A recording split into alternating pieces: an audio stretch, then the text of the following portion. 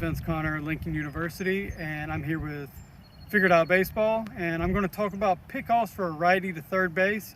And while it's not necessarily the most commonly used pick, it can get you out of some big spots. And you know, when you've got to really kind of get an out, sometimes guys will give you that out at third base, and we want to be able to take advantage of it. It is just like a lefty move to first base. As you can see on the mound, it's very faint, but I've got my 45-degree line drawn in. I've got my straight line, I got my 45, and I got my straight across line. The 45-degree line, when we're going to first base for a lefty or third base for a righty, once you break 45, you've got to go to the plate. And so we set the 45-degree line up, whether it's sketched in, whether we're really focused on pickoffs and I'm just going to put some paint down or whatever. I've got my 45-degree line, so now I've got a little room to work as far as making my pickoff to third base. So again, anytime we're working to pick to third base, the progression is really simple. We're going to work on starting with just working on breaking our hands and making sure we're getting on the 45. That is step one, is just working on helping the guys work off of whatever their normal leg kick is. If they're a slide step guy, to slide in. If they're a full kick guy, they want their move to look as natural as they can, like they're going to the plate.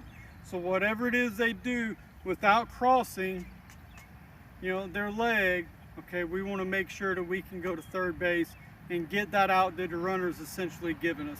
There's a lot of times guys take a really hard run down the line. They do it off of the break.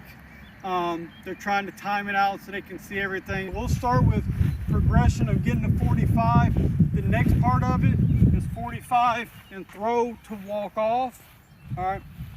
I always want to be a little inside 45 if I can, because again, the umpire's sitting back here and the umpire's here most of the time. It's a two-man crew, and we don't want to give them any reason to think that we broke 45, but we're going to break.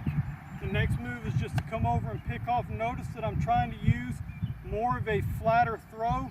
That way I'm not driving the ball down, throwing it into the ground, throwing it really high, making it difficult for the third baseman who is going to be on the move on this pick.